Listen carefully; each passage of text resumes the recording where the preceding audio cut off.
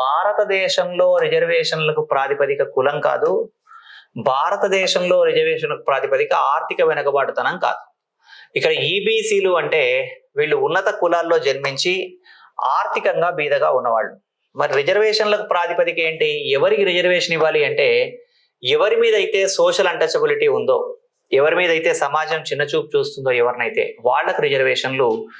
Overall population తీసుకున్నప్పుడు అంటే ఎవరైతే విద్యాపరంగా వెనుకబడి ఉన్నారో వాళ్లకు రిజర్వేషన్లు అని చెప్పడం జరిగింది.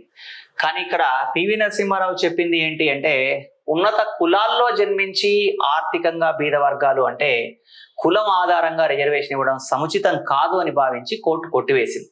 కాబట్టి కోర్టు ఏమనింది అంటే బీసీలో ఫార్వర్డ్ వాళ్ళకి రిజర్వేషన్ ఇవ్వడం అనే ఈ రిజర్వేషన్ వద్దు అన్న పాయింట్ ఓకే, కానీ ఈ పాయింట్ చెల్లుతుంది, కానీ ఈ రెండవ పాయింట్ చెల్లదు అని చెప్పేసి ఈబీసీలకి 10% రిజర్వేషన్ ఇవ్వడాన్ని సుప్రీంకోర్టు ఇది సముచితం కాదని, ఇది రాజ్యాంగంలో అనుకున్నటువంటి లక్షణాలకు విరుద్ధమని భావించి కొట్టివేయడం జరిగింది.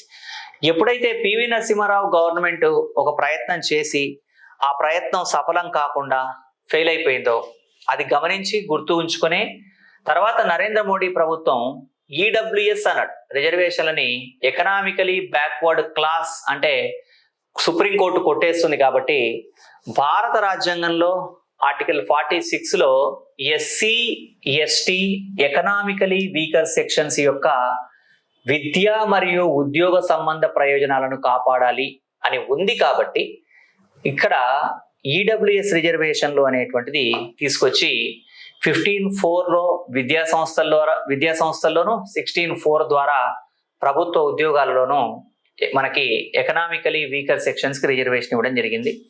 ఈరోజు ఎకనామికల్ వీకర్ సెక్షన్ కి రిజర్వేషన్ ఇస్తున్నారంటే అది భారత రాజ్యాంగంలో ఉన్నటువంటి ఆర్టికల్ 46ను అమలు చేయడమే తప్ప అది ఉన్నత కులాల్లో వాళ్ళకి ఇచ్చినట్టుగా మనం అనుకోకూడదు.